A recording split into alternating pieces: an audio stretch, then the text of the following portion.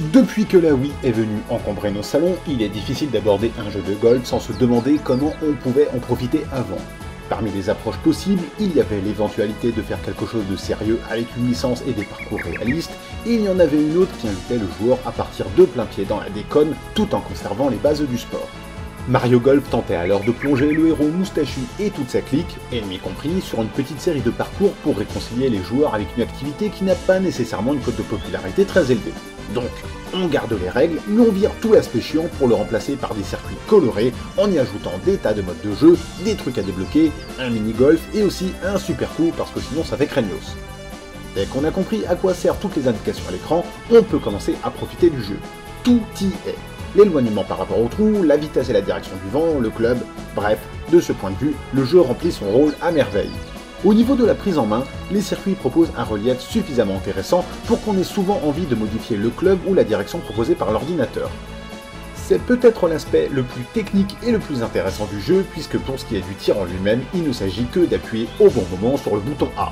Donc on a d'un côté un réel souci de faire une interface conviviale mais fonctionnelle, et d'un autre, malheureusement, une jouabilité peut-être trop simpliste qui facilitera grandement la tâche du joueur et qui lui permettra de boucler le jeu sans trop se fouler.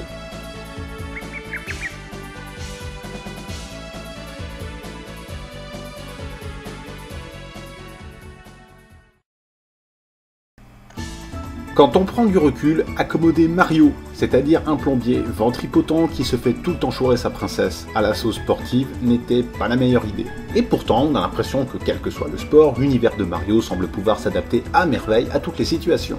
Le jeu ayant en plus la politesse de rester fidèle aux principes de base du golf, les novices ne pourront que l'apprécier.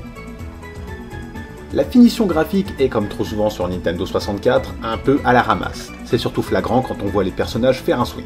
Pourtant, les décors sont agréables, l'ambiance sonore ne présente rien de mal, et les menus sont faits pour vous simplifier les choses. On notera un seul petit bémol au niveau des voix qui ne sont pas très bien mises en avant. Certains ne s'en plaindront pas, mais pour d'autres, ça manquera un peu.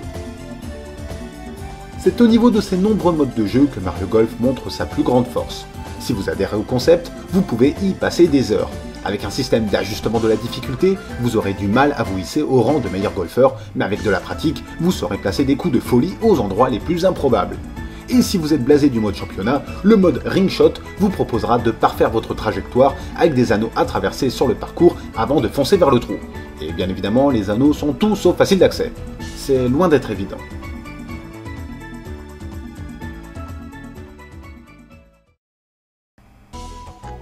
Même si tout ce qu'il faut est présent à l'écran pour réellement profiter du sport, on ne peut s'empêcher de revenir à ce système idiot de tir. Avant ça passait, mais maintenant qu'on peut jauger la puissance d'un mouvement réaliste avec la Wiimote, on aura du mal à retourner à des jeux n'exploitant pas la détection de mouvement.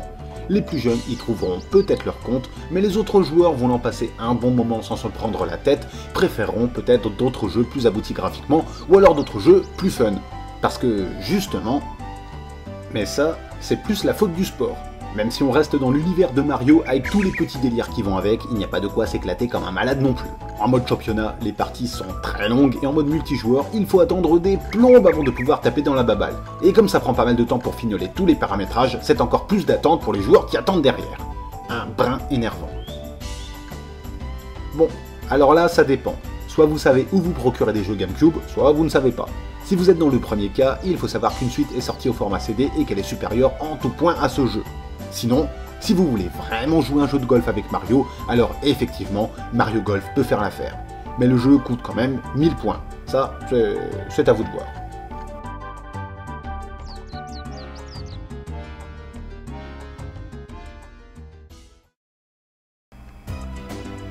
Il semble difficile aujourd'hui d'apprécier un jeu comme Mario Golf. Il n'est pas spécialement beau, les parties ne sont pas plus palpitantes que ça, et on s'emmerde même franchement quand on joue à plusieurs. Pourtant, tous les jeunes joueurs qui aiment l'esprit du golf et tous les autres qui n'aiment pas se rendre ridicule à force de faire des mouvements idiots devant leur console pourront peut-être lui donner une chance. Mais sa suite est quand même beaucoup mieux.